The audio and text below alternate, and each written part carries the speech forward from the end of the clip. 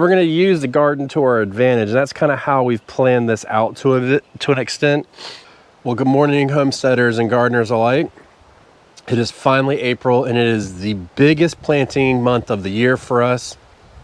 So we're going to talk about everything that we're going to plant in order. I'm going to try and go in order from the earliest in April all the way till the end of April. And I'm going to go in each bed and show you what's going to rotate out from spring crops and all that. So we're super excited. I'm going to give you an update on some of the seedlings that we have going on that are now actively hardening off, as you can see behind me. And then we're going to end in the greenhouse, where I'm going to show you what we're going to plant in there and kind of thoughts behind that. And I'm going to take this break real quick to get my voice back, because the pollen is affecting me hard, and I feel sorry for everybody who's going through the same thing I am. So here's my little hardening off station, at least most of it. I have all my peppers on the outside on the front of my house, but we're not going to go over those today. But mostly what we've got going on that's new here is all of our tomatoes. So they are all just doing fabulous. And I want to take this chance to show you in a pot that big how much of a plant you can get in there. And so when we did lift it up, we got a lot of roots growing out of the bottom, so we are over planted at this point. But they are just time for us to repot. Even though they are fully ready, and at this point we could put them in the ground if it was going to be a little bit warmer, but it's not. So we're going to up pot them again to get more length on them, so then we can keep creating more and more roots for these tomatoes. And my pot, I decided last minute to get a different kind of pot to up pot them in, and they're supposed to be out for delivery today, but I bet you they'll come tomorrow. But we're still going to be hardening them off. We're going to up pot them, and then we're still going to leave them outside so they can continue to grow and get really strong. So then whenever we put them in our gardens or we sell them to other people's gardens, they're going to be nice and strong and just ready to really grow and get as much growth as we can. So we've got 70 tomato plants out here right now. These are just leftover stuff from spring. We may or may not use them. And I'm actually thinking about, for the Brussels sprouts, just holding off as long as I can. Maybe even up potting those and then putting them in the garden at a later date, so we can try and get more growth and try a new technique this year, because you know my struggles with Brussels sprouts. Starting a wild garden, which is not usually what I do, but the first thing I'm going to put in the ground is I'm going to put tomatoes back here. So along this back bed right here, we're going to put all of our tomatoes and really get those going in the ground. This rutabaga should be done within a week or so, so then we'll pull it up, we'll amend the bed and everything, let it rest for just a little bit, and then as soon as we get a chance, we're going to drop our tomatoes in the back of that bed. Now the front has got daikon radishes, and they're actually starting to stretch a little bit, but we're not overly concerned. We just planted those so they would continue to work that soil, because we had those compaction issues earlier this year. So I originally wanted to put my tomatoes in the front bed, but because the sun comes up in this direction, I had a feeling that it would shade everything behind it. So I'm gonna keep them back here, and then we'll probably wait, we'll probably put our tomatoes in roughly the first week of April, maybe, something like that. And then after that, probably around the second week or so, depending on the temperature. I mean, right now it's like 80 degrees. It's supposed to be about 85 Friday. So, we're in that heartbreak zone, so we got to really watch it. But right after that, we'll probably put our peppers in. So we'll do our tomatoes back here, and then we're going to do our peppers up here in the front of this bed. And this will probably be, I'm going to go ahead and say hot peppers here. So we'll do most of our hot peppers here, and then we're going to come over to this bed here, and this one needs to be emptied out a little bit. We've got the carrots in the front, half of the bed or so. We're going to let those finish to grow for a little bit, but everything else will come out. And then we're going to put the peppers probably around the middle row here. We're going to put a solid row of peppers down. This will be the sweet peppers. We may even mix in a hot pepper or two, and then we'll come behind that in a couple weeks, and then we're going to put a hedge of basil and possibly oregano here. So we want to do the oregano so we can feed it to our chickens. We like to put it in their water. It's kind of like a antibiotic situation for the for the water for the chickens. So we'll do a little bit of that. And then coming forward from that, and probably at the end of April in this particular bed, we're gonna put in our cantaloupes in the front. So we'll do that, and then they'll be able to spill out and go out into the yard a little bit. This was our strawberry bed, and we've kind of not really, we've given up on it. So we're just gonna let those grow all through here and just kind of fill in this space naturally. And the potatoes, we're just gonna leave them. Obviously, we're not gonna dig anything up with those. So, you know, these two beds are gonna be accounted for.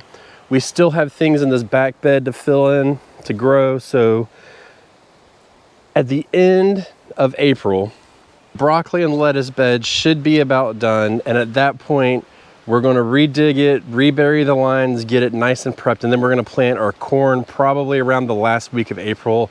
I wanna make sure it's nice and warm outside before we can do that. And I wanna give this as much time as possible because we do have heads of broccoli coming up at this point. So the goal is gonna be to keep it cool so it doesn't split and start to bolt and stuff like that. So we are gonna be getting broccoli hopefully within the next couple weeks. We'll start harvesting, and it looks like we'll get probably 3 broccolis at once, and then we'll have to let them grow and stuff like that.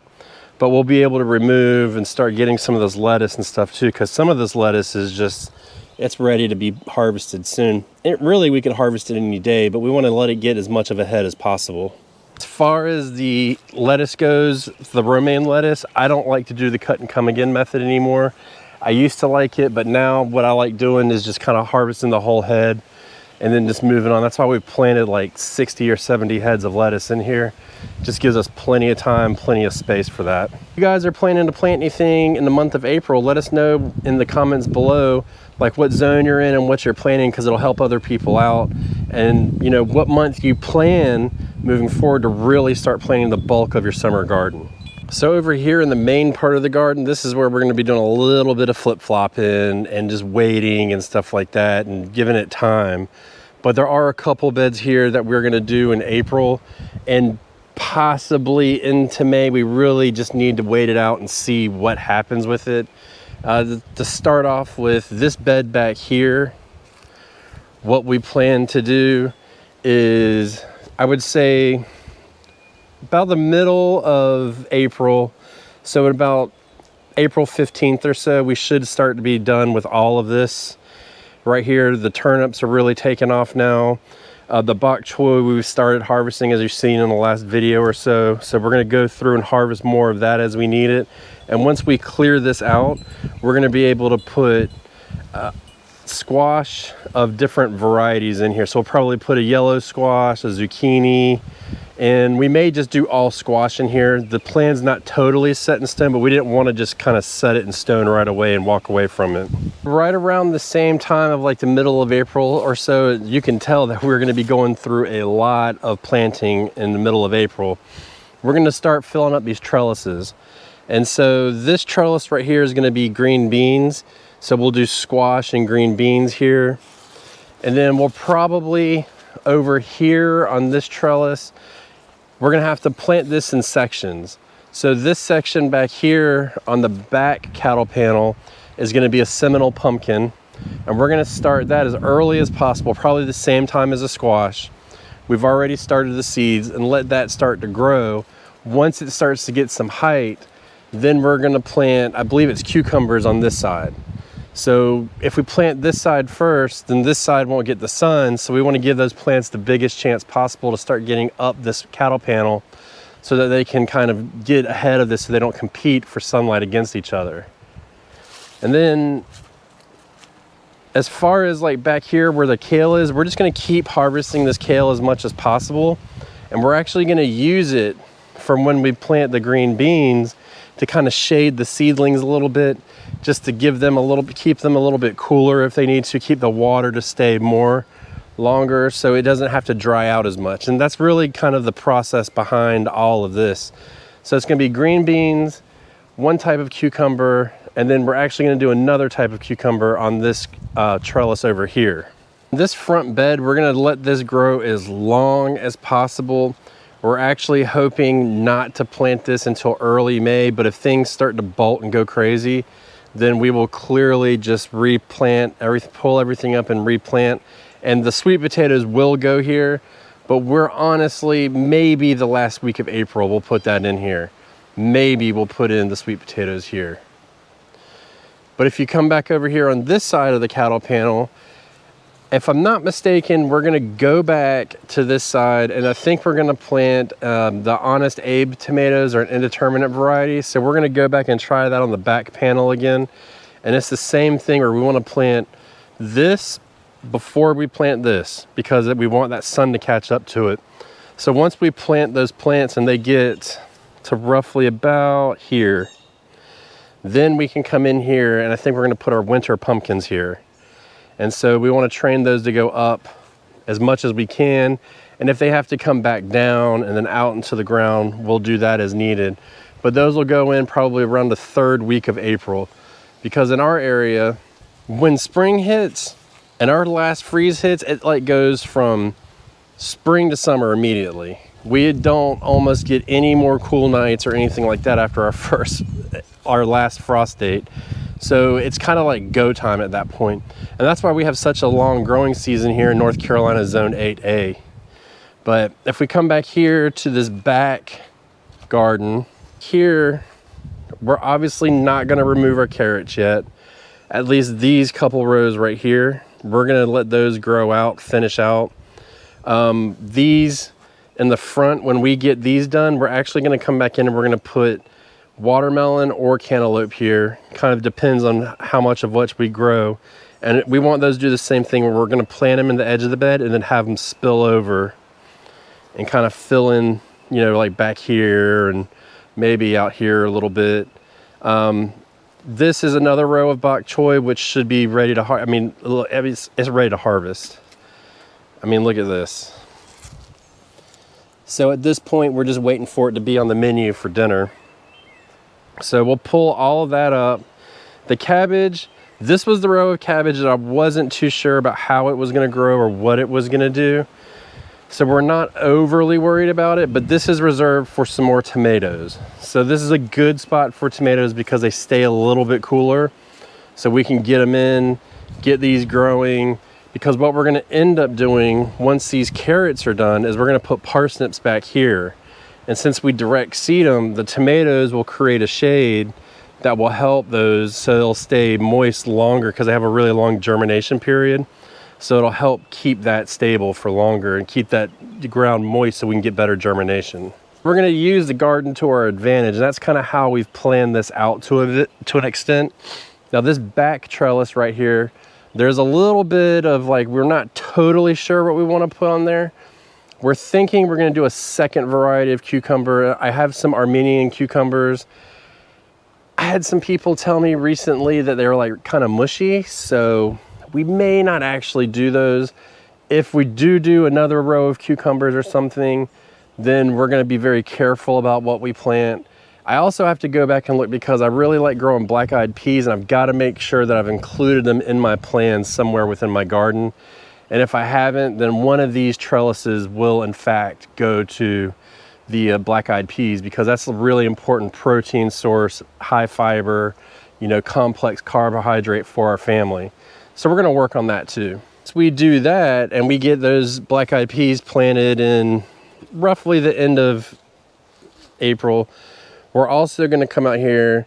This should be done. These rutabagas are done. We're just, again, waiting for them to be on the menu. They can sit in there for a little while. And then the only thing we need to wait on is this broccoli, which is heading up. So that's good. We should maybe within a couple weeks get a decent smaller head of broccoli, which we expect here. And we're gonna put, this is either gonna be a different variety of squash or maybe a watermelon here. And then we can just train this one to kind of go out and around.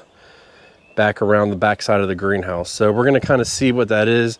I'm gonna grow in the greenhouse this year, so I didn't want to put a big tall tomato plant or anything like that here, because it'll create shade inside of the greenhouse. And I'm not sure if we need that for heat, or, you know, to manage heat or light, or how that's gonna work. So we're just gonna kind of take it one step at a time. We're gonna add another pot here, and this is where we're gonna do our eggplants. And we're probably gonna do another pepper. The eggplant will be in the back. and then the pepper will be in the front right in this section. So we are going to add another pot. And I'm thinking about testing out fabric pots. I know what I've read about them, it doesn't seem to work for me, but how can I say that if I don't try it? So we're gonna have to maybe try to do those and just see what happens. I'm not sold on it either way yet, but we'll find out. Number one, the pots are cheaper than if I was gonna get plastic pots or something like that. So, and then I can move them around. So we'll see how that works. And then the very last thing we're gonna plant in April is gonna go right here. Now this is a spot that I made a couple of years ago and it failed miserably. I had poor expectations, but what I did is I took these pots, and you can kind of see here, I cut the bottom off of it, buried it halfway, filled it up with some decent soil, and then I can plant a plant in there. And I did this so I only had to really amend this small area instead of all of this area here. I clearly need to weed it, but then I can, when I water it, I can just water in this one section instead of all out here. So the idea was to keep it a little bit easier, but we're gonna put gourds here. Never grown gourds, never really cared to grow gourds, but I've read that they take a lot of space, they take a really long time, so why not plant them somewhere where you just don't give a crap about them? You're just gonna let them grow, and the same thing will go there. We're gonna do our winter pie pumpkins there as well. Same thing, just let them grow. Who cares? I mean, it seems like a good spot. It'll cover the ground, give it a little bit of texture back here so it's not just like garden woods. So we'll kind of let that spread out and do its thing, but we don't really have high hopes for it. I don't want to build a trellis back here. I don't want to run irrigation. If I plant in those pots and I can come out and just water them maybe once or twice a week and just let nature take its course. I haven't really grown a lot like that, so I'm kind of curious in how that's going to work, especially when it gets really hot, but it would be fun to do some gourd crafts and have decorations and stuff like that. So we're looking forward to that aspect if I can actually produce it. It's already hotter than 50 hells in here, but we got a lot going on and we got a wasp in here too. Get out. So here's the flowers. The plan with these was to let them grow in here, no change in temperature, just trying to keep it warm, and they're actually coming up like I would hope they would, so that's good. And then we have a whole tray of squash here, 72 squash plants here, and Seminole pumpkins as well. So it's the same idea. It's I mean, it's like, I think in here right now it's 90 degrees. So it's plenty warm for them. It'll be just keeping them watered and stuff like that, but we're gonna utilize this space as much as possible. And so I've been thinking, like here, I've told you many times like the plan, but then there's this one section right in front of this trellis that we haven't been totally clear on what we want to do. This is all going to be our ground cherries right here, and we've started clearing out the garden piece by piece. Got a couple medium carrots out of here the other day.